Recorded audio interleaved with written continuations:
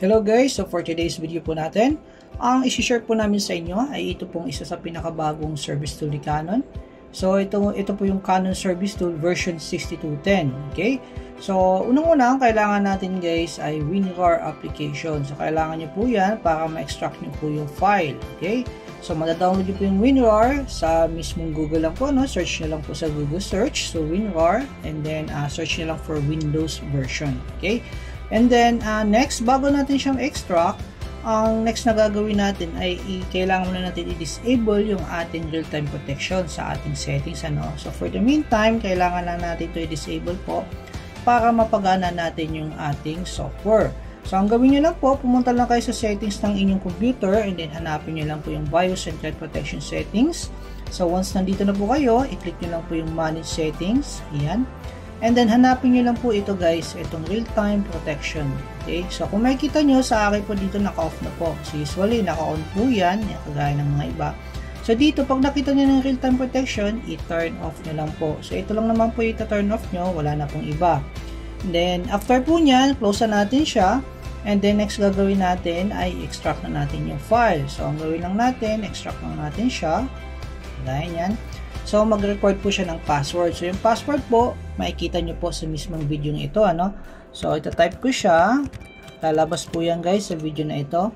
And then, click natin OK.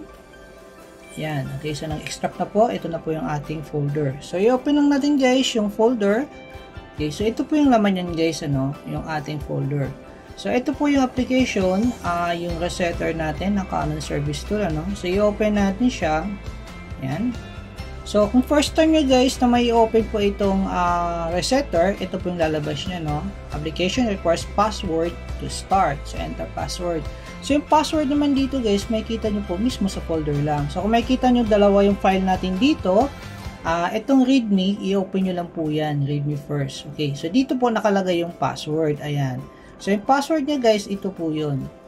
So, gaya ng sabi ko, kung first time nyo po nabuksan yung application, ng resetter na to for the first time, kailangan nyo i-input yung password. So, i-copy nyo lang po ito, and then, balik kayo sa mismong resetter, sa application, i-right click nyo lang, paste, and then, click nyo lang po yung OK. Yan. So, kung makikita nyo guys, nag-open na po agad itong ating application, itong resetter ng Canon Service Tool. So, kung titignan natin dito sa ating resetter, sa may About, yan, makikita nyo po yung version mismo ng ating service tool. So, nakalagay po dyan, 6.2.10. Okay? So, yan po yung version niya, So, ganun lang guys ang pag-open dito, So, kung once na-input nyo yung password, kahit i-close nyo po yan at i-open nyo ulit, hindi na siya mag-ahanap. Mag-open na po agad diretso yan. So, kailangan nyo nang i-input yung password for the first time. Kung simula lang, Kung sa simula nyo lang po yan, i-open. Hindi na kailangan yan after nyo ma-input. Okay, so kung makikita nyo guys, ito na yung ating application. So, meron akong video tutorials regarding dito, full tutorial kung paano natin siya gagamitin. So, bago natin magamit itong ating service to, syempre kailangan ma-input natin yung ating printer sa mismo service mode. So, kailangan i-input nyo muna yung inyong printer sa service mode. Tignan nyo muna kung gumagana ba yung service mode ng inyong printer bago nyo magamit itong resetter. So, once na na-input nyo na, makikita nyo naman dito kasi lalabas yung serial number ng inyong printer mismo dito. Madedetect nyo yan. Okay? So, ang pag-reset lang po nyan, simple lang po yan. Sa set destination, gawin nyo lang pong Asia yan or ASA. Yun po yung code. Then sa Link Encounter, yan main absorber. Then click nyo lang yung set.